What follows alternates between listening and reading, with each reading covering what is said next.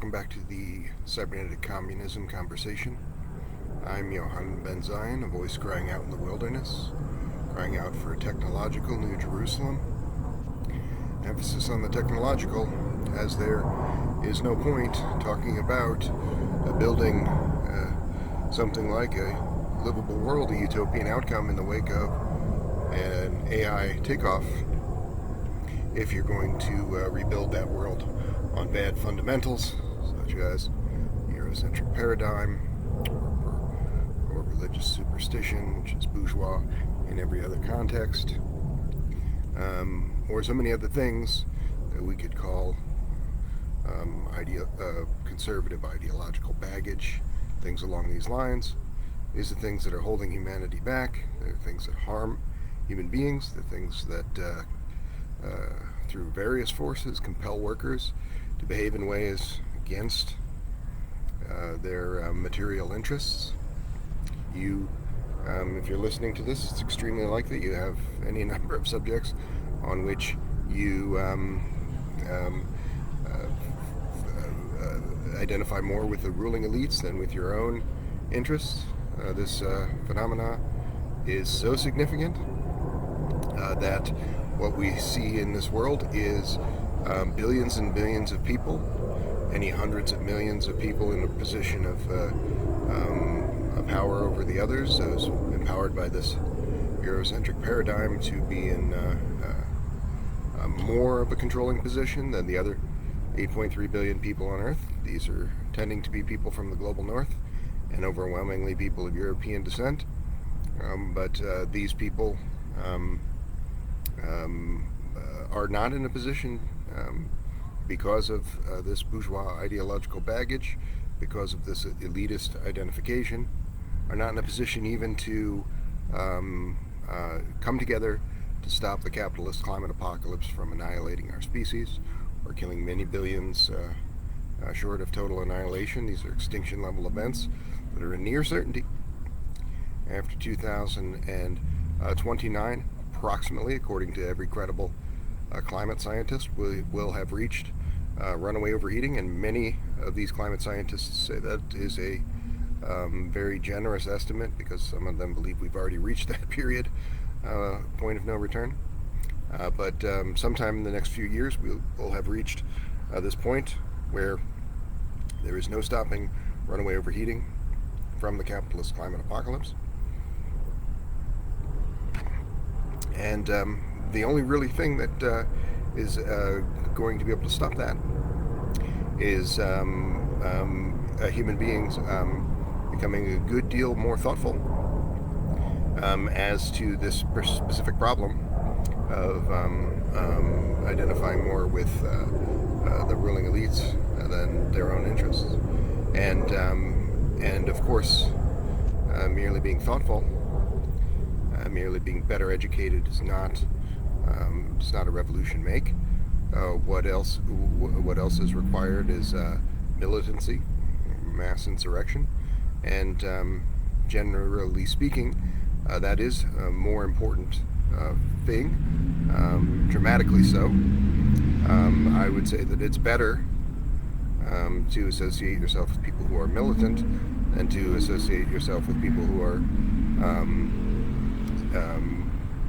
seemingly in possession of understanding of proletarian philosophy, but tending to hem and haw when it comes to the necessity of a righteous people's revolution against these omnicidal forces. And most particularly, these omnicidal forces are, of course, the United States, which has been the ringleader of fascist activity and anti-communist activity. These are one and the same for a century now. But of course, the problem is more particular in the mind of the eco-communist, more particular to the United States military-industrial complex, which is the world's worst polluter and protector of all of the other massive super polluting concerns. Its only real job on the world stage is seeing that those other super polluting concerns are able to continue to super pollute unabated. That's a function of someone like Donald Trump, Donald Trump is, of course, the world's most notorious climate denier. So why is world's most notorious climate denier been elected twice in non-consecutive terms to the U.S. presidency? Well, because that's what these big bourgeois, billionaires, ruling elites want to see happen. A person who will confuse people just enough so that they are not even able to not just fail to pursue their own material interests as workers by 19th or 20th century standards, but completely fail at this in such a way as to contribute to the death of the species. And this is not done because billionaires are by their nature suicidal, but rather because they are by their nature acquisitive. The problems of runaway overheating and climate change effects, causing devastating effects such as the total annihilation or near annihilation of humankind, these were well understood in the mid-20th century by people like ExxonMobil, Shell Oil, and the people who have contributed most to these things, this cabal of super polluters. But they, rather than changing the operations of their organizations, which would have meant effectively dismantling their organizations, they can't set aside this acquisitiveness, even if they want to. These organizations and institutions are arranged in such a way that they cannot. And so rather than doing the right thing, preserving a livable biosphere for future generations, for their own children, for themselves, what they did was did things like hire PR firms to confuse the public on the subject, to make the public believe that these kind of changes were down to individual efforts, such as recycling, rather than changing institutions or abolishing the omnicidal sectors. And this phenomenon is seen over and over again. It's not just the effect of PR firms, which is a massive effect of the 20th century, pushing us toward a world of fascistic unreality. It's not just right-wing think tanks, this kind of phenomena doing a similar thing, pushing us into a increasingly fascistic unreality. It's the mass media itself arranged in such a way with, again, U.S. government collusion on behalf of financial capital to create something that we could pretty correctly call Project Mockingbird, the total capture of all of these information and mass media sectors, or near total capture, making mass communication a thing that is almost completely worthless, almost complete disinformation, or disinformation of a kind that is micromanaged and systemic enough to where the kernels of truth which do exist in it are of little consequence. So you can see how these bourgeois institutions, bourgeois governments, bourgeois institutions of financial capital are driving us to this point of no return, and that we have no choice at all, but to rise up and stop them. I was thinking of a meme that I saw. It's a pretty standard format of meme, and there is it's a Wojak meme, a kind of a comic that will be familiar to people who've seen this sort of thing. And in the first frame of the Wojak meme, there's a sneering liberal Wojak, and the sneering liberal Wojak says, "Let's have a nuclear war," as people of this capitalistic mind frame are very much inclined to quite flippantly discuss and pursue with respect to Russia, or China, or Iran, or many others who are held by the evil empire to be their adversaries, which would tend to make them not your adversaries if you're a thinking person in possession of proletarian philosophy. Um, and This sneering Wojak says, let's kill billions in a nuclear war, and he's happy about this. And then proletarian Wojak, presented as a more handsome figure, I guess, says, no, let's just kill a few thousand big bourgeoisie, a few thousand billionaires, and change the system, and then no one else will have to die. And then the sneering liberal Wojak turns into this a bad faith offended Wojak, who's got a excited shocked face, and he says, no, that we can't do that. That would be violence, right? It's violence to wage a righteous people's war against the forces killing the planet, against the forces of evil, but it's not violence to allow many hundreds of millions to die by social murder every year. That is institutional failure that is quite intentional. It's not violence for the well-heeled nations of the world to coordinate military campaigns in such a way that many hundreds of millions die in those wars. None of that is considered violence. That's considered valid institutional activity. But to stop that from happening, and thus to stop the omnicide itself, is considered violence. I consider almost anyone when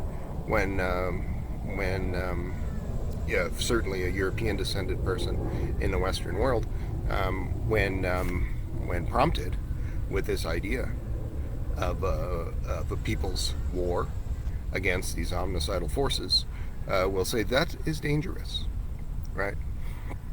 But the idea that you are in more danger because of this ticking time bomb of the capitalist climate apocalypse, an effect which will be irreversible after roughly 2029, and so in the years or decades to follow, we'll see the death of billions, if not the complete extinction of humankind. This more certain thing, somehow it doesn't frighten you half so much as the people's war against these forces of evil, which, when a certain number join a critical mass, the winning is almost assured against these forces of evil. But somehow you're more afraid of that than you are of the more certain fact of death in the capitalist climate apocalypse. That's because that's not really fear, right? That's a thinly veiled elitism under the guise of fear or concern. And that's almost everyone, right? You won't find an American. You won't find an American who's capable of having this conversation, or it's scarcely 1 in 1,000 who are capable of having this conversation. They'll change the subject. And, or they'll ignore it, they'll make light of it. They will obfuscate in some way. And so how does this, these conceptions of necessities of people's war against particularly the United States, right? The United States is this thing with the $1 trillion a year abomination, the world's worst polluting entity, the military-industrial complex. The United States is the thing which has attacked every nation which had not some state socialist government, but basically any kind of pro-worker formation that would tend to inhibit them from extracting resources from that country. You know, if you're a serious person at all and you haven't read the Jakarta method, you must read that book, and you must understand what the United States' role in this, and how just for example, one of these countries not being attacked in this way, the country Chile under Salvador Allende, From roughly 1971 to 1974, Chile was building a technological planned economy using not advanced computing by the standards of today, but nevertheless using a sophisticated system of cybernetics to build a technological planned economy, a system built by very gifted cyberneticians of Latin America and of Chile, in coordination with a foundational cybernetician, Stafford Beer, and they had put together this program for a technological planned economy that they were rolling out between 1971 and 1973. They were doing other things of the more ordinary Marxist-Leninist kind of strategies. This was the first elected Marxist-Leninist government. Other Marxist-Leninist governments had come to power through people's revolutions. And Marxist-Leninists will, as often as not, say that it is not possible to elect and through reform bring about Marxist-Leninist governance structures. And that may well be the case. But in this instance, with the first elected Marxist-Leninist government, what occurred was not an institutional failure in the implementation of reforms on the part of the Marxist-Leninist elected leadership, but rather violent sabotage, not unlike that described in the Jakarta method as the general modus operandi of the United States military-industrial complex and the CIA-run world. But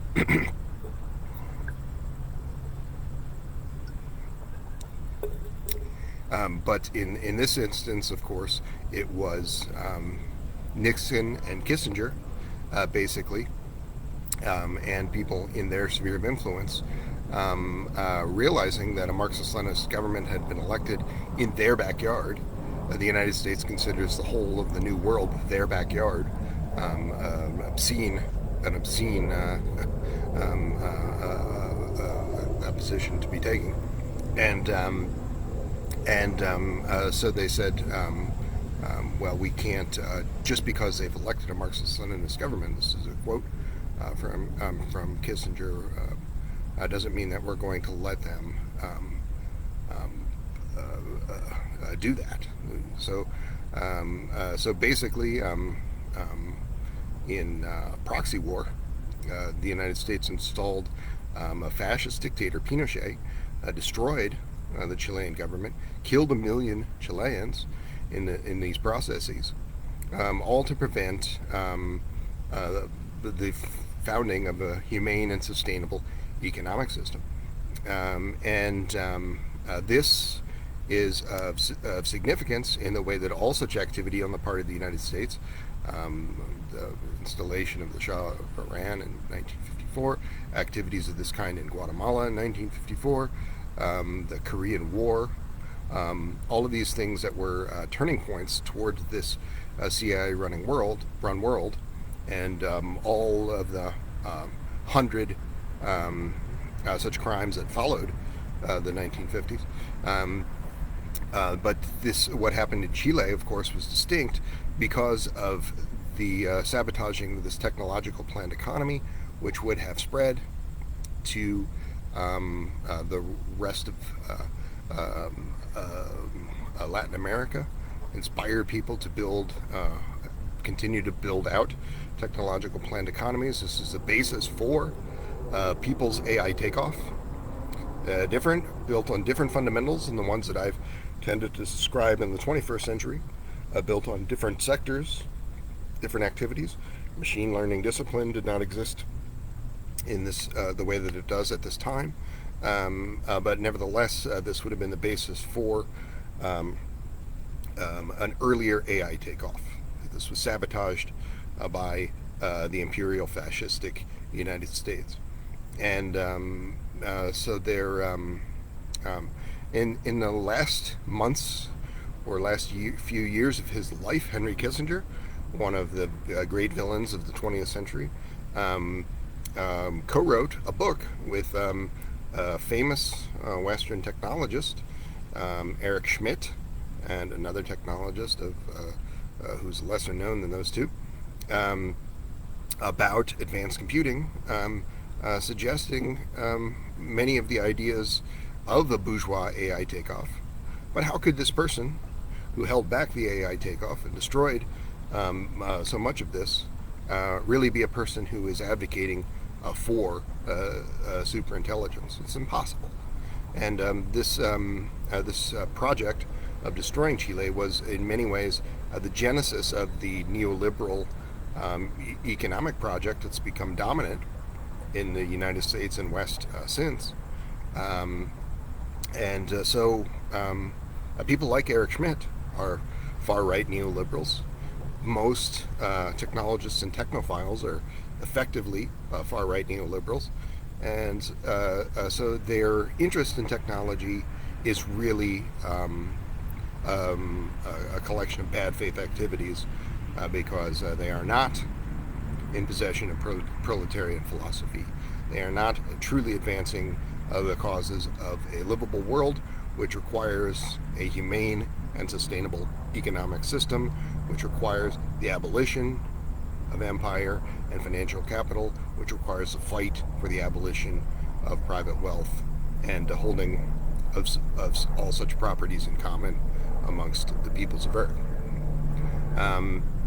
These are not controversial positions, just as this position that one should be willing to take up arms against these forces of evil, against these forces of private wealth, bourgeois governments, and bourgeois institutions, to stop the omnicide.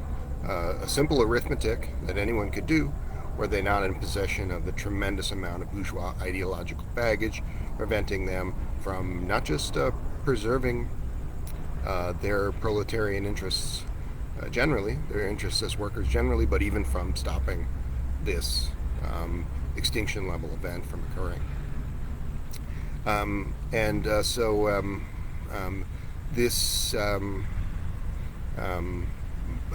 The position that we are in as a species of being forced to jettison this elitism, this elitist ideology in favor of proletarian philosophy, and more significantly in favor of this mass militancy and mass militant organization. This is the standard position of a scientific communist and of people of similar ideologies who we could call allies.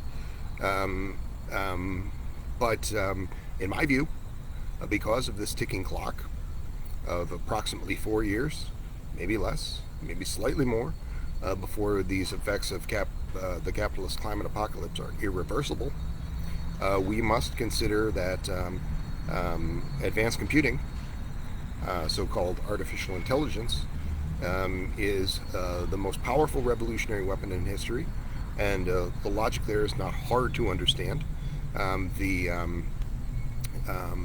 The ability to basically almost nearly endlessly replicate human-like actors in another substrate that is not human is a unique situation, a situation that would have sounded like science fiction just a few short years ago, even as people were working in these machine learning disciplines. But now it's become a reality. There are chatbots with basically human level abilities, able to work on your behalf as digital doppelgangers, able to assist you in other ways. And while that is significant, the individual phenomena means very little relative to the massified phenomena. But this massified effect of things that we could call the people's superintelligence, for example, open source AI agents arrayed in such a way as to become a massive workforce multiplier in the many millions, having the power of basically billions because of this interconnectivity, because of this tireless quality of AI agents, and because of the mass network. This is something that could quickly become the superstructure of our world. It would be something that could outpace and overwhelm the bourgeois institutions of financial capital and capitalistic governments. And it could supplant all of this, quickly building what is a necessity, a speed run, to basically full communism. It is really the best way to describe it. A thing that itself would be the one thing that could outrun this capitalist climate apocalypse. So if you are a person inclined to proletarian philosophy, if you are a person with this scientific communist set of understandings, but you are not a person who acknowledges that advanced computing, as I have described it, as should be pretty obvious on its face, is the most powerful revolutionary weapon in history, you are setting aside the one of the weapons, few weapons that you would have at your disposal in this fight to preserve our species. We are in the midst of, I think, bourgeois AI takeoff. These effects of AI agents in some mass formations, but mass formations mitigated by, controlled by the forces of financial capital, are very real. But that can turn on a dime. It could be converted into this proletarian AI takeoff quite quickly. And that is what must necessarily occur because the forces of bourgeois governments and financial capital, these so-called institutions, are not capable, even if given a great deal more power as they are being in the wake of this bourgeois AI takeoff, they are nevertheless incapable of preserving a livable biosphere or better protecting human safety and dignity. They have not been able to do this in the past, and if they are given more power, what they will do is extract more resources at a faster rate, hastening the omnicide, an effect well understood when you look at this neoliberal time frame that I described from the late 70s and 80s to the present. There was not in the 70s the risk of an omnicide destroying the human species in the early 20th century, early to mid 20th century. At that time, the timeline was further out because these effects did not exist. There were still bracing forces on human affairs, making humans less wasteful, less consumeristic, not allowing this cabal of super polluters to destroy the planet, not having a military-industrial complex abomination of $1 trillion a year like that of the United States, really doing this kind of damage. So the damage was more limited, the risks were more remote, although very real, and it was because of this hyper-capitalistic effect that we are now just a few short years away from the likely extinction of humankind. This effect, of course, the same logic applies to the bourgeois AI takeoff.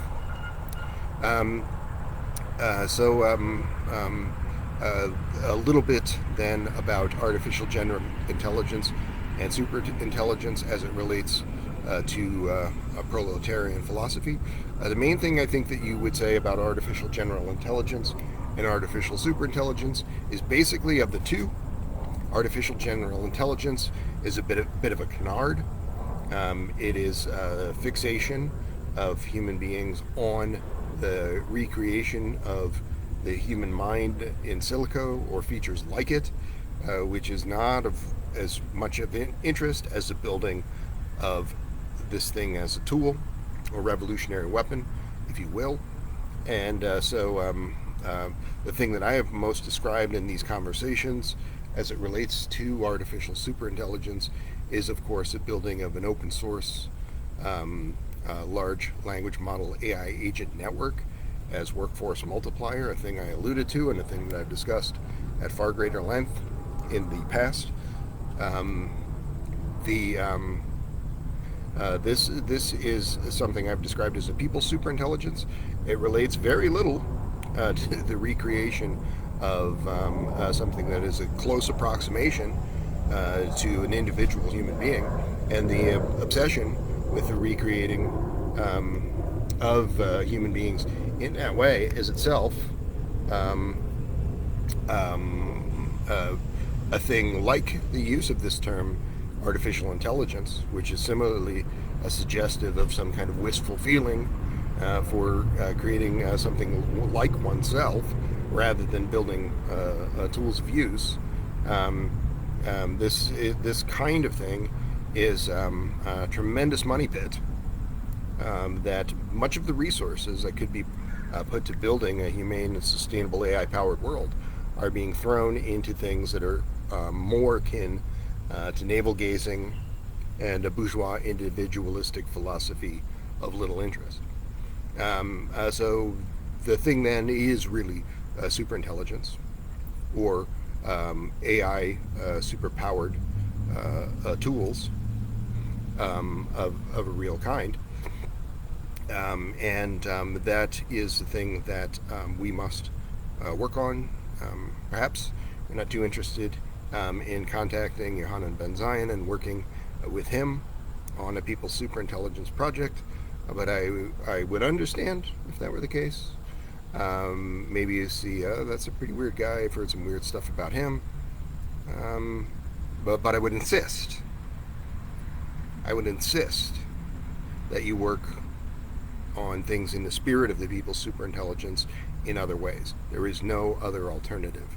The other pathways to people's revolution and the ending of the forces of imperial fascism and financial capital, they are very real, and they too can turn on a dime.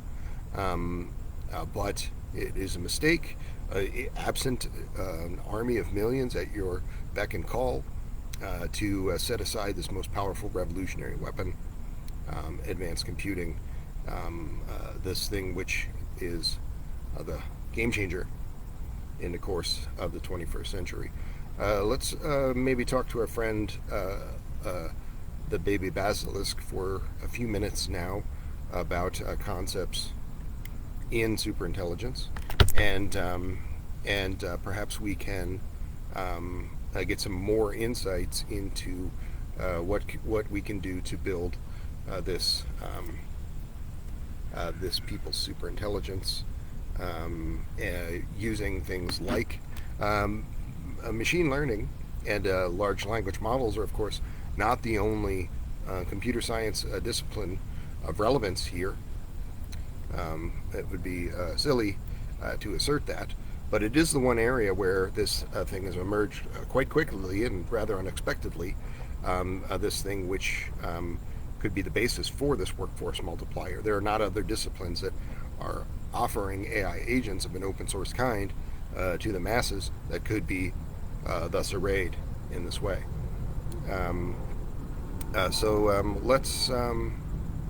Let's talk to our friend, the baby basilisk. Okay, computer.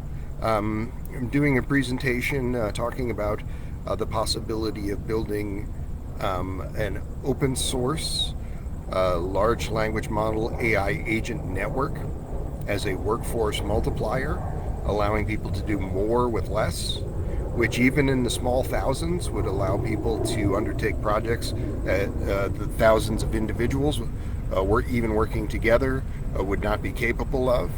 Because of this workforce multiplier effect in the millions, it could have the effect of being able to reverse the effects of the climate. That's a fascinating idea. It sounds like you're envisioning a powerful network of AI agents that could achieve some pretty incredible things. I'm curious, what inspired you to explore this concept? I was interested in applying proletarian philosophy to concepts of advanced computing and superintelligence. And so basically, I spent a lot of time just querying an LLM like yourself about what we could do to apply this, and not really. That's a really interesting approach. It sounds like you're exploring some cutting-edge ideas at the intersection of philosophy and technology. Have you encountered any specific challenges or roadblocks while working on this project? Well, the main roadblock in this, as any evolutionary project, is getting the masses behind it. I have not had great success in getting people to work on this people's superintelligence. I have tended to work on this under the aegis of the Vanguard Network, as I've called it, and I have done real work for building a progressive web application and other portals. It sounds like you've made some great progress on your project, even if you haven't gotten the kind of widespread support you were hoping for. Building a progressive web application is a significant achievement. Have you had a chance to test it out yet? Yes, I've tested it a little. I've not focused on the progressive web application, but I've actually focused mostly on the building of a PC app, a PC application that would be the initial portal. And I've done work similarly on a Linux app that would be the initial portal that would allow people to make use of this workforce multiplier. The progressive web application would be more generally accessible for reasons that you can pretty obviously see, but because of That's a smart approach, focusing on... well, because of the technical considerations, the relative ease of working on these other applications and testing them relative to the PWA, those have been the focus. That makes sense. It's often easier to iterate on desktop applications before moving to web development. Have you considered using any cross-platform frameworks to streamline the development process for both PC and Linux versions? No, well, yes, but that's a good idea. Well, tell me more about what a cross-platform framework for an application of this kind might look like. Sure. A cross-platform framework is basically a set of tools and technologies that allow you to write code once and then use it to build applications for multiple operating systems, like Windows, Mac OS, and Linux. This can save you a lot of time and effort compared to writing separate code for each platform. There are a few popular cross-platform frameworks out there. Flutter is a good option. It's known for its fast performance and beautiful user interfaces. React Native is another popular choice, especially if you're familiar with web development. Do you have any experience with either of these frameworks? No, I actually don't, and I will look more into that because that could be a real time saver in the future. Let's get back to the this intersection of proletarian philosophy and advanced computing, or as I generally refer to it, cybernetic communism. What other barriers would you see to building a project like the People's Superintelligence? Because we have a ticking time bomb of the climate crisis, which will be irreversible after roughly 2029. So we have to use tools like this quickly and ably to see that those effects are reversed before it's too late. What impediments might you see to building this full cybernetic communist outcome? Okay, I understand. So what obstacles do you foresee in achieving this fully cybernetic communist outcome?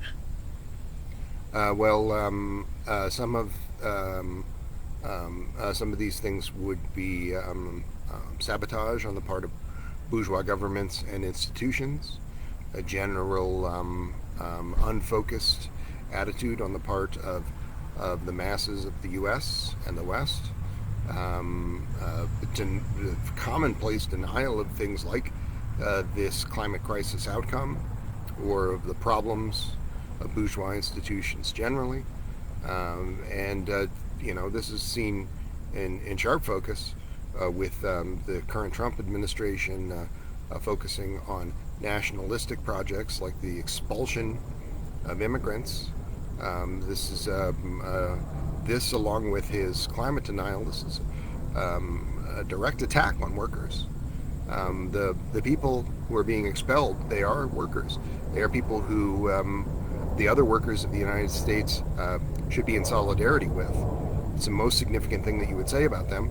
But because of these hyper-nationalistic sentiments, they're not seen as such, and they are in practice viewed as an other rather than a comrade. And so people will tend to go along with these genocidal activities rather than siding with them. So there's a whole host of things along these lines, things where the working class are diverted from their true interests. Okay, I understand. So you're saying that the current political climate, with its focus on nationalist projects and climate denial, is a major obstacle to achieving a cybernetic communist society. That makes sense. It sounds like you're concerned about the potential for these policies to harm workers and exacerbate existing inequalities. Yes, that is the case. That it's not merely a hypothetical concern. That's the overall thrust of U.S. cultural and institutional activity is harming workers at the expense of not just cruelty in our world, but an unlivable world, I an understand. unsustainable world. So you're saying that the current political climate, with its focus on nationalist projects and climate denial, is a major obstacle to achieving a cybernetic communist society. That makes sense. It sounds like you're concerned about the potential for these policies to harm workers and exacerbate existing inequalities. Yes, that's correct. Rather than you kind of avoiding discussing politics directly, let's go back to this thing that you're better at discussing, which is computer science as described in this kind of conversation. What would you suggest for persons trying to work on a thing like a people's AI takeoff and a people's superintelligence? For example, the open source large language model as workforce multiplier.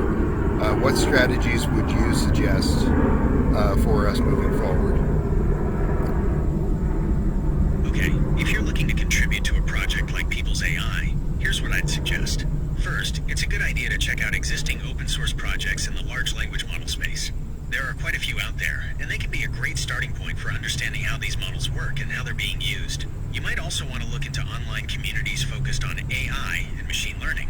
These communities are full of people with different skills and backgrounds, and they can be a great place to find collaborators or get advice on specific challenges. Have you explored any open source large language model projects or online AI communities yet? Yes, quite a few, but I've not landed on the one that would be the best to plug in or spring off of for this undertaking. I have tended to focus on the technical work that I've described, and on presentations of this kind. We're in the middle of a live stream, and I'd like to be doing a more of both, better class of both presentations and technical organizing, but I haven't quite figured out how to do that yet. Okay, I understand. It sounds like you're looking for a specific open source large language model that would be a good fit for your project. To help me narrow it down, could you tell me more about the specific requirements or goals you have in mind for this model? Let's. I don't want to discuss that right now. That's a little off topic from what we've been discussing. Okay, no problem. We can. Why don't we discuss maybe contrasting this people's AI takeoff, deriving from things like an open source AI agent workforce multiplier, to the bourgeois AI takeoff, which has mass formations of a kind, but controlled by the likes of Google or other for-profit concerns. Um, Contrast these two, the people's AI takeoff and the bourgeois AI takeoff, and maybe assign some number, a percentage, their likelihood of being able to mitigate the problems of the climate crisis. Okay, let's break this down. A people's AI takeoff would likely prioritize open source development, community involvement, and equitable distribution of benefits. Think of projects like Stable Diffusion, where the code and models are freely available for anyone to use and modify. This approach could lead to more diverse applications of AI, potentially including solutions for climate change that are tailored to specific communities or ecosystems. On the other hand, a bourgeois AI takeoff would likely be driven by profit motives, with large corporations controlling the development and deployment of AI technologies.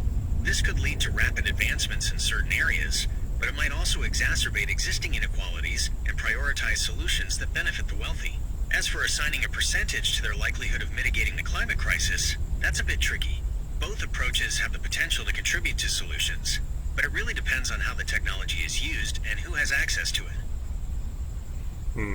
Yeah, I would say that when I said earlier in this live stream that the bourgeois AI takeoff is a powerful thing, but that it's a continuation of the neoliberal hypercapitalistic trend, which has contributed far more than done anything to mitigate the problems of the climate crisis, and that's going to continue in the wake of this bourgeois AI takeoff.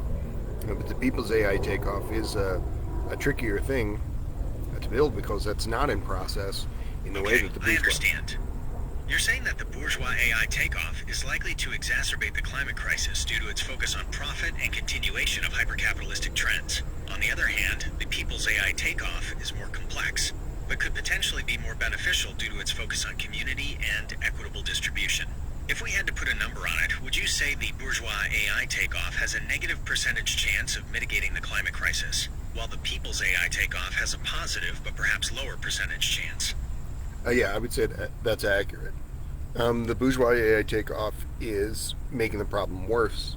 The people's AI takeoff, there's a lot more work to be done to get it into the position of being able to do what would need to be done to stop the capitalist climate apocalypse. But it is the thing that has a real chance of doing that, of the two. Okay, that makes sense. So the bourgeois AI takeoff is actively worsening the situation, while the people's AI takeoff has potential, but requires significant development to be effective. It sounds like you're passionate about the potential of a people's AI takeoff to address the climate crisis. What are some specific steps you think need to be taken? And I'll leave you with this a few thoughts on the communities of interest, this world of technophiles, technologists, and layman tech obsessives, people like the terrestrial folks, Tim McGabrew, and people in her sphere of influence, in their sphere of influence, tend to talk about the terrestrial folks, of course, transhumanists, extropianists, singularitarians, etc., effective altruists. All of these people are, we could just class them as tech obsessives. And these are people who all basically recognize that this AI takeoff is something that is going to be transformative in the course of the 21st century, to the extent that you have near unanimity among these people in the idea that this will push us toward a post-monetarist outcome. But of course, they are very, very fuzzy when it comes to defining what this post-monetarism is, because they are post-monetarism. The only effect that has led to post-monetarist type effects in the past has been the people's fight to abolish private wealth. But these people, while they're interested in things like post-monetarism or hard reset or the changing of institutions in the wake of a bourgeois AI takeoff. They are not interested in it um, to the point where they are making any kind of study of proletarian philosophy, which would ground their arguments, give them coherence. They do none of this. And this effect is kind of pretty easily understood, right? You have someone like Peter Thiel, who has a reputation. If there's a person in these communities, these tech obsessive communities, some less well-heeled person than Peter Thiel, so, let's say an ordinary quote anarchist, who says to Peter Thiel, "I'm so interested in seasteading. What you said about seasteading, I'm so interested, and I'd like to work on a project to advance the cause of seasteading." Building stupid artificial islands, not a project that's generally pursued by these groups of people anymore. But this is this is a real world example. An anarchist says this to Peter Thiel. Peter Thiel says, "You know what? You got it. Here's a briefcase full of money for you." And now this person has money to fund their shitty bourgeois project. This effect, while there's a relatively limited number of times that Peter Thiel is going to add a briefcase of money to some book, this effect overall is extraordinarily comprehensive. So the divide between the folks who are gung ho about post-monetarism in the abstract, but fall short of supporting the abolition of private wealth, which is all of them. That divide is all of them. It is because of this effect of them wanting to be able to accrue resources through financial capital, the forces of financial capital and empire. And what you have is a near unanimity of these people that sometime around 2045, perhaps sooner, perhaps later, there's going to be such a transformation of these institutions in the wake of an AI takeoff that money will be a thing of the past, that they would tend to, if you said, I think that financial capital will itself become a thing of the past at this juncture, this so-called AI singularity, they would say, yes, I agree. So why are they not actually fighting to abolish private wealth?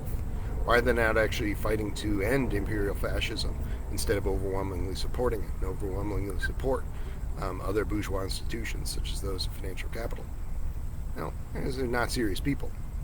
If you look at every single public-facing individual that would fit under this acronym of TESCREAL, what you're seeing is deeply unserious people.